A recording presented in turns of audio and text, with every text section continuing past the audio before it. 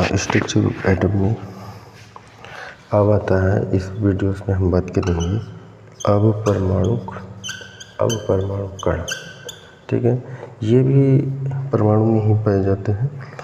परमाणु में electron, proton तथा न्यूट्रॉन स्थायी मूल कण होते हैं, परंतु अतिसूक्ष्म अस्थायी मूल कण भी विद्यमान होते हैं। इन्हें हम कहते हैं अतिसूक्ष्म अस्थायी कण। ये भी परमाणु में ही स्थित होते हैं। जैसे इलेक्ट्रॉन, प्रोटॉन, न्यूट्रॉन मूल कण थे, ये अब परमाणु कण हैं। इन्हें अतिसूक्ष्म अस्थायी मूल कण कहते हैं। अस्थायी मूल कण कहा जाता है। ये होते हैं पॉजिट्रॉन। अगर बात आती है अस्थायी मूल कण कौन कौन से हैं? पॉजिट्रॉन, मेसॉन, न्यूट्रिनो और एंटीप्रोटॉन और एंटीन्यूट्रॉन।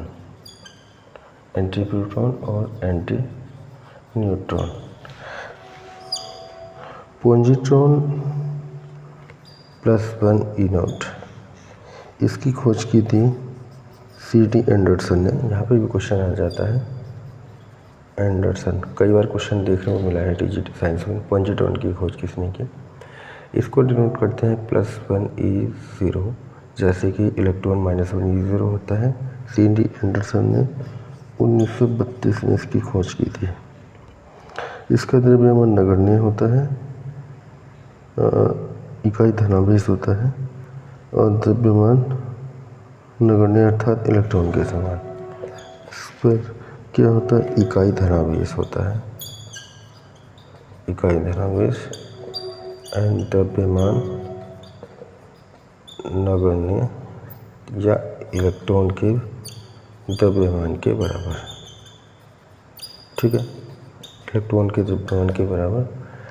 अब बात आती है मेसॉन की। मेसॉन की खोज 1935 में युकावा ने की थी। किसने की थी? युकावा ने। यह भी क्वेश्चन आ चुका है, मेसॉन की खोज कब हुई, किसने की? ठीक है, युकावा ने की थी। ये धन, ऋण और शून्य आवेश हो सकता है। ये 3 प्रकार से पाया जाता है। इस पे धनावेश हो सकता है और ऋणावेश हो सकता है और शून्य आवेश हो सकता है। ठीक है, यानी कि मेसॉन पॉजिटिव, मेसॉन नेगेटिव और मेसॉन उदासीन, 3 प्रकार से ये पाया जाता है। इस पे धनावेश, ऋणावेश एंड उदासीन हो सकता है। इलेक्ट्रॉन के द्रव्यमान से लगभग 200 गुना होता है। इसका जो द्रव्यमान होता है, आवेश शून्य होता है। आवेश कैसा होता है? शून्य। एंड द्रव्यमान इलेक्ट्रॉन से 200 गुना। इसका द्रव्यमान इलेक्ट्रॉन से 200 गुना होता है। अब बात आती है न्यूट्रॉनों की। इसकी खोज 1927 में पॉलिंग ने की थी। न्यूट्रॉनों की खोज पॉलिंग ने की थी। इनका द्रव्यमान निश्चित नहीं होता, शून्य आवेश होता है। आवेश कितना होता है? शून्य होता है, शून्य आवेश होता है और द्रव्यमान निश्चित नहीं होता है। न्यूट्रॉनों को इसे न्यू से व्यक्त करते हैं। ठीक है, इसको किससे व्यक्त करते हैं?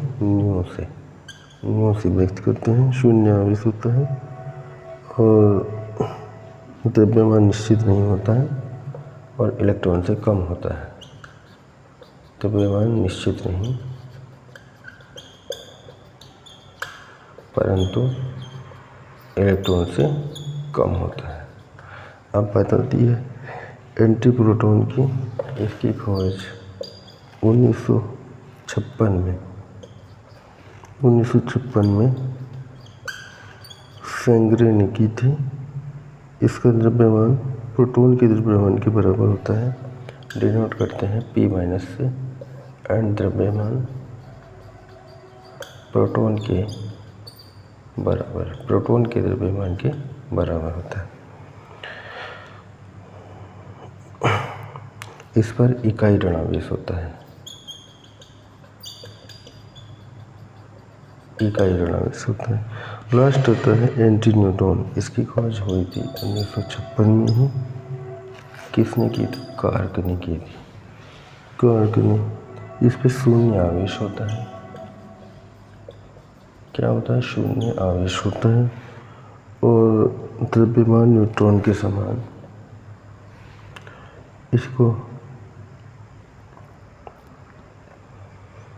द्रव्यमान न्यूट्रॉन के समान होता है, जिसका जो चक्रण है न्यूट्रॉन के विपरीत होता है। द्रव्यमान न्यूट्रॉन के समान इसका चक्रण यानी कि घूमने की गति न्यूट्रॉन के विपरीत होती है। न्यूट्रॉन के विपरीत दिशा में ये गति करता है, यानी कि उसके अपोजिट चलता है।